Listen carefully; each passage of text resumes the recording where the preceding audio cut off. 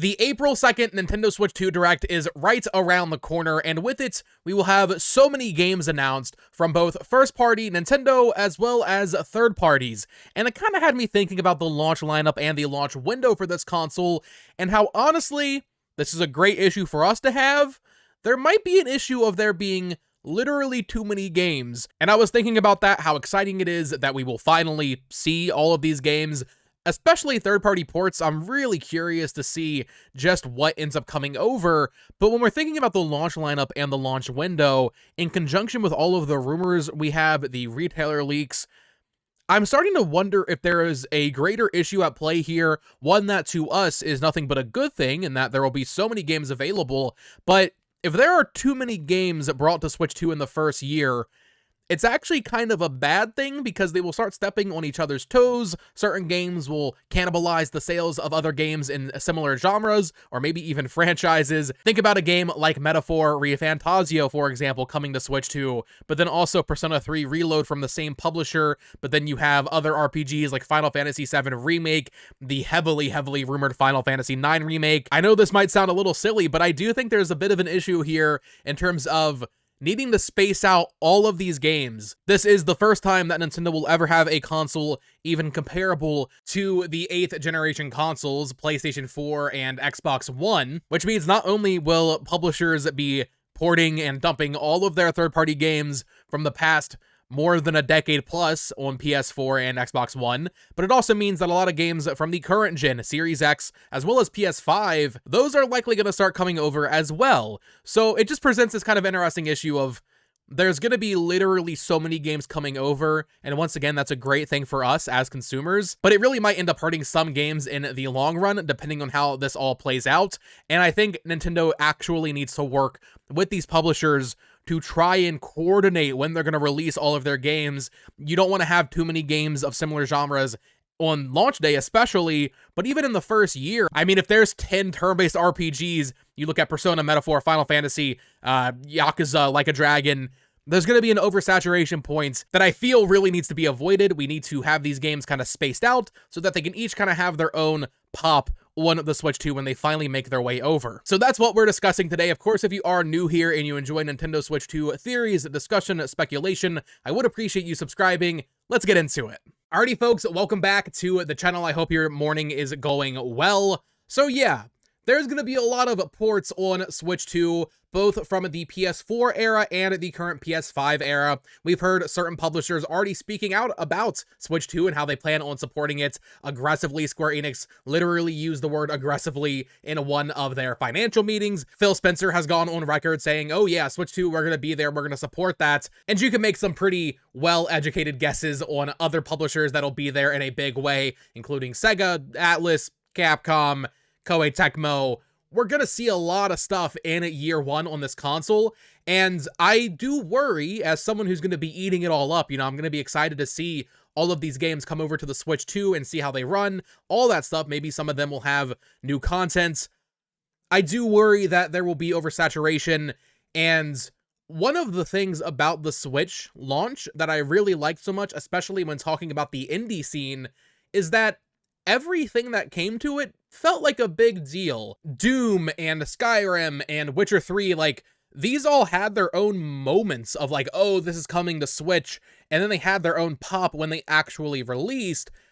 We're finally looking at a Nintendo console that is going to have adequate third-party support. Eventually, I think we will be getting day-and-date releases, once again, especially from those Japanese publishers and developers. But I really loved those first couple of years of Switch because every release, be it a first-party Nintendo game, a third-party bigger game, or an indie game, they all kind of had their own time in the spotlight. Indies especially, I think, really benefited from those early years of Switch when there wasn't too many bigger third parties supporting the console, because even back then, coming off the Wii U, most Japanese developers weren't really supporting it. And if they were supporting it, it was with games like Ultra Street Fighter 2, The Final Challengers, very lackluster stuff. It wasn't until 2018 and 2019 that even Square Enix started publishing anything on the platform. But that's not the case this time. The Switch is on its way to becoming the best-selling console of all time, so most of these big third-party publishers are going to want to be there day one, and they're going to want to finally introduce the Nintendo audience to all of the great games they released over the past 15 years that Nintendo players just haven't experienced. And you can definitely say, well, this isn't really a Nintendo issue, it's more up to the third parties to try and figure out what they need to do to space these games out. And I don't think literally every third-party game from the PS4 era is going to come to Switch 2 in year one. Like, that's foolish. They're going to space them out inherently. You know, I don't think Sega is going to release every Yakuza Like a Dragon game in year one. They will space these things out a little bit. But when we are talking about a console as desired, as hyped up as the Switch 2, I think even if we take 1 or 2 games from every publisher and assume they will be there in year one for the Switch 2, even that begins to feel like a little bit too much. And there are publishers that I think will have way more than 2 games in year one. I think there are publishers that might even have more than 2 games on launch day. Microsoft specifically, I don't even know, man. They are going to port so many games to this dang console, especially when you look at the Series S and how the Switch 2 should roughly be in that range in terms of power. There's rumors of an Xbox handheld coming out later this year. I think basically every Xbox game ever made is going to come to Switch 2, but that doesn't include just Xbox anymore. That's also Bethesda and Activision, and we're seeing right now they're going through a circuit of porting their games to PS5. Indiana Jones and Forza Horizon 5 are releasing 2 weeks from each other. There's rumors of Hellblade coming to PS5 in a similar time frame, as well as an Oblivion remake. Microsoft, not the best at managing their release calendar and spacing things out. What does that mean for their Switch 2 ports? Are they going to release 1 a week? Are they going to release 5 on release day? I mean, there's been a lot of talk of Doom the Dark Ages being a Switch 2 game. Flight Simulator has been rumored. Halo Master Chief Collection is rumored to come to both PS5 and Switch 2 later this year. Indiana Jones, Hellblade, Starfield, Sea of Thieves is one that made a huge pop on PS5 last year. I think that's a great candidate for a launch title on the Switch 2. And that's just talking Microsoft and their subsidiaries, Bethesda and Activision. Call of Duty, that might be their day one, alongside Doom. I know Call of Duty's multiplayer focused, but they're kind of similar genres, right? They're FPSs. Square Enix has both Final Fantasy VII Remake and Rebirth, as well as Final Fantasy XVI. Honestly, even Final Fantasy 15, that never came to Switch. We got the Pocket Edition, but there's a lot of Final Fantasy, modern Final Fantasy, that has never made its way to a Nintendo platform, and I do think, at the very least, we see 7 Remake come to Switch 2 this year, and there's rumors of Final Fantasy 9 Remake and Tactics. Those might be a little bit further off, so maybe that's not an issue. But then you look at Sega and Like a Dragon and Persona 3 Reload and Metaphor ReFantazio. You jump over to Capcom with all of the modern Resident Evil games, as well as Monster Hunter Wilds. Koei Tecmo just released Dynasty Warriors Origins, but also Ninja Gaiden 2 Black, which didn't come to Switch. Ubisoft is heavily rumored to basically be bringing the entire slate of their PS4 lineup. Specifically, rumors have even talked about The Division. The Division is a game I thought was dead. I thought that game was done getting updates, and there's rumors it's coming to Switch too. On top of Assassin's Creed Mirage and Shadows, every mainline Far Cry game, Nintendo has never had a numbered Far Cry entry, so Far Cry 3 to 4 to even Primal, 5, New Dawn 6, and likely Far Cry 7, that is an entire series that Ubisoft has at their disposal to bring to a new audience for the first time. Rainbow Six Siege is a game I could easily see coming, as that is one of their biggest cash cows. Oh, and speaking more on Final Fantasy, I completely forgot about my favorite game in the series, Final Fantasy XIV. Yeah, you better bet that they'll have an MMO there on day one, but what about Elder Scrolls Online? The point I'm trying to make is, there's going to be just an obscene amount of games coming to Switch 2 that I imagine third parties will want to get there very early on. But if you release too many games in the same genre, or frankly even the same series, they will start to cannibalize each other. And like I said earlier, yeah, it's not really Nintendo's problem that there's too many games coming over. It's a great problem for them to have. It's a great problem for us to have. More options for what we can play on the hardware. But I really do feel like Nintendo needs to work out a game plan with the likes of Ubisoft, Sega, Square Enix, Capcom. Like, they need to work together to try and figure out when it makes sense to release certain games. This isn't PlayStation or Xbox. Nintendo fans aren't used to getting this many third-party games, and I really worry that there will be an oversaturation point where there's just too many options on day one or even in the first few months. Over time, all of these games are going to come. I have no doubt about that, but they need to be spaced out so that they can each have their own moment to shine. Each game can have their own marketing beats in Nintendo Directs, partner showcases. YouTubers making videos on them, that kind of thing. Because if we're looking at a Nintendo Switch 2 launch lineup that is 20 to 30 games, which honestly doesn't even sound that unreasonable considering the Wii U had like 30 games at its launch, that's too much. The Switch had like 5 games. And you know what? I haven't even mentioned the bigger elephant in the room, Nintendo itself.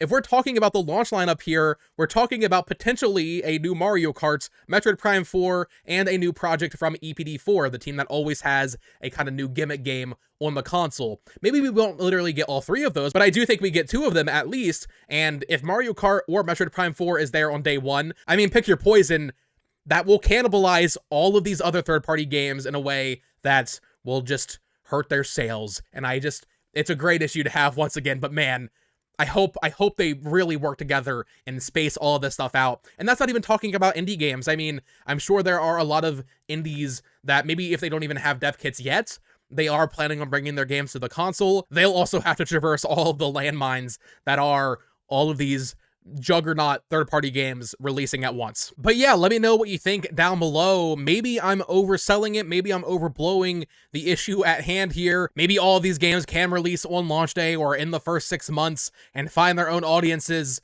But I know for me personally, as someone who would like to play a lot of these games on Switch 2, if there is too much of a barrage, I will have to, pick with my wallets and only buy what I know I can make time for. But the worry of there being too many games aside, I'm just really excited to see this April 2nd Switch 2 Direct and what third-party games do show up there. I've mentioned it in past videos, but I wouldn't be surprised if April 2nd is maybe mostly first-party focused, and then we get another partner showcase Switch 2 Direct in mid-April, late April.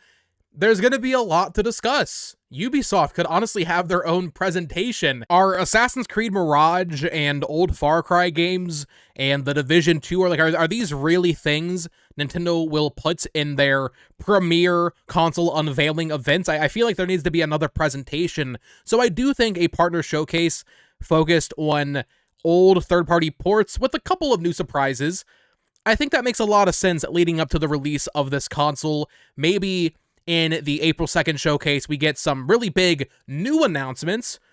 Just going to throw it out there just as an example. I don't necessarily think this will be there, but Persona 6. Persona 6 is a heavily rumored game to be announced and released in the next 18 months or so. Maybe a game like that is at the Switch 2 Direct or whatever Team Asano is cooking up at Square Enix, whatever their next project is. But maybe most of these ports are saved for a separate presentation a little bit later. And then we'll get to Summer Games Fest, where for the first time watching a Jeff Keighley show or a Ubisoft event or even Xbox, Nintendo fans will want to tune in because a lot of those games will be announced for the Switch 2. It's a very different time for Nintendo where we can expect a lot of these games, and I'm excited to just see it unfold. I'm really curious to see how these third parties will handle their Switch 2 ports when, once again, in the case of the Switch 1, even the few Wii U ports that happened back in the day, when they came to Nintendo, it was a huge deal, and they had their own time to shine, and I just don't think that's going to be the case this time. So we'll have to wait and see. As always, let me know your thoughts in the comments down below. Of course, subscribe here for more Nintendo Switch news, topics, discussion, all that fun stuff leading up to April 2nd, the fated day. I am so excited. I'll be reacting to it. I will be going to New York to get hands-on with the console on April 4th, and from there I will have even more videos going over my impressions, maybe of some third-party games. Maybe there will be some there at this media event. There was a couple of third-party games at the January 2017 Switch hands-on event. I know Ultra Street Fighter 2 was there. I think Disgaea 5 was playable, but that's the difference we're talking about. We're talking about Switch 1. One of the biggest third-party games announced for the console at release was Disgaea 5. I love Disgaea, don't get me wrong, but it's Disgaea 5. But yeah, subscribe here, follow me on Twitter at BoTalksGames, check out my other channel at It's Amiibo, and click on one of these recommended other videos here to continue listening to me ramble. Until next time, folks, peace!